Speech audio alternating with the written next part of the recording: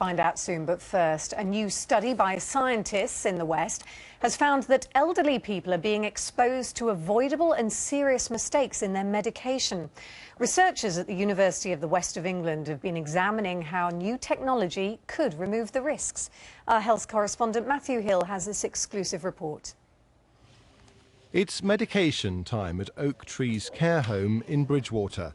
Kenneth Plum's about to be given his daily dose of aspirin. But before this can happen, his care record and medication have to be scanned on a barcode system.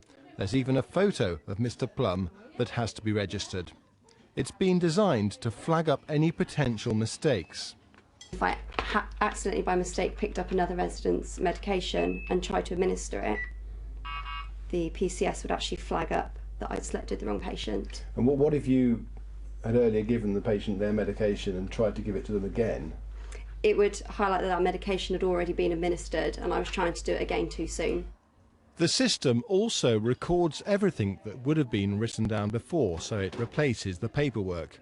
It means doctors can make sure patients are complying with their treatment. If it's only being taken, say, a proportion of the time that we prescribe it, and the care home staff are giving it, but there are difficulties in getting it into the resident, then we can look back and say, is this appropriate to continue? Should we be looking at different forms of medication for this individual?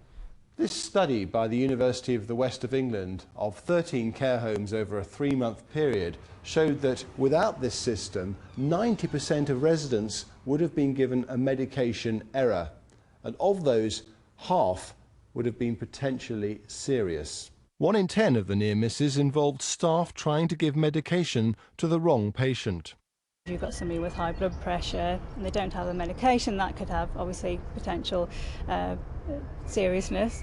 In England, 59% of hospital admissions associated with adverse drug reaction involve elderly patients, but at a cost of £500 a month for each care home. Is this system really affordable? Each time a resident goes into hospital, their stay could cost the NHS over £3,500. Now we only have to prevent a couple of those to start seeing the overall benefits. With an ageing population and more people taking medication, then this type of technology may be the answer to potentially life-threatening mistakes. Matthew Hill, BBC Points West.